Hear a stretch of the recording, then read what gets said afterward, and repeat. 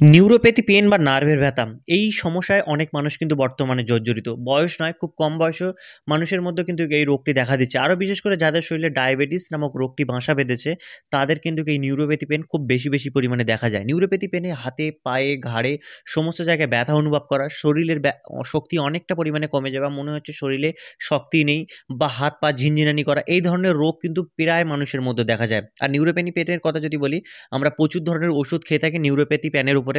তো এই ধরনের ঔষধ আমরা সাধারণত অফলাইন ফার্মাসি থেকে বা অনলাইন থেকে বা ডক্টরের পরামর্শ কিন্তু আমরা খেয়ে থাকি। তো এই রকম একটা ঔষধের কথা বলবো যেটি নিউরোপ্যাথি পেনের উপরে কাজ করে বা নার্ভের ব্যথা কমাতে কিন্তু খুব সাহায্য করে। সেটির নাম হচ্ছে নিউরোবিয়ান ফোর্ট। এই নিউরোবিয়ান ফোর্ট ঔষধটি খুব কম দামে পাওয়া যায় মার্কেটে, সবথেকে ভালো ওষুধ এবং খুবই কম দাম। 30টি ট্যাবলেটের দাম মাত্র 41 টাকা। এটা এমআরপি, যেটার উপরে আপনি ডিসকাউন্ট তো পেয়েই যাবেন। তো এটাতে যদি আমরা কম্পোজিশনের কথা বলি, অর্থাৎ কি কম্পোজিশন দিয়ে এটাকে তৈরি করা হয়েছে, তো আমরা সর্বপ্রথম দেখব এর মধ্যে thiamine, mononitrate, riboflavin, pyridoxine, hydrochloride, cyanocobalamin. এছাড়াও আছে এর মধ্যে ক্যালসিয়াম আছে, নাইকোকন্টিমাইড আছে এর মধ্যে। তো এই সমস্ত জিনিস এর মধ্যে আছে, যেটা এর কম্পোজিশন। এবার চলে আসি আমরা এর বেনিফিট। এর মধ্যে কি উপকারিতা আছে বা এই ওষুধটি খেলে আমার শরীরে কি উপকারিতা বা আপনার শরীরে কি উপকারিতা পাবে। দেখুন, নার্ভের পেন কেন হয়? কারণ আমাদের নার্ভগুলো যখন ড্যামেজ হয়ে যায়, নার্ভ সিস্টেমটা যখন দুর্বল হয়ে পড়ে, তখন আপনার শরীরে নার্ভের পেন বা নিউরোপ্যাথি পেন শুরু হয়ে যায়। তো এই ওষুধটি কী করবে?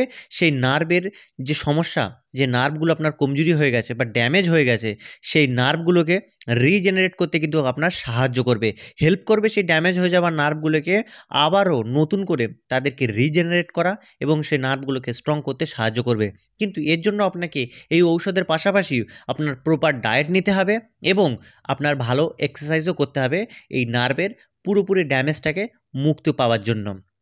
তাছাড়াও বন্ধুরা, এটি আপনার ইমিউনিটি সিস্টেমকে আরও বেশি ভালো করবে। যাদের শরীরে একদমই জোর থাকে না, মনে হচ্ছে শরীর যেন ঝিনঝিন করছে এবং হাত পা কাঁপছে, তারাও কিন্তু এই ওষুধটা কিন্তু খেতে পারে। তাদের শরীরের শক্তি বাড়বে, ইমিউনিটি সিস্টেমটা কিন্তু ভালো হবে।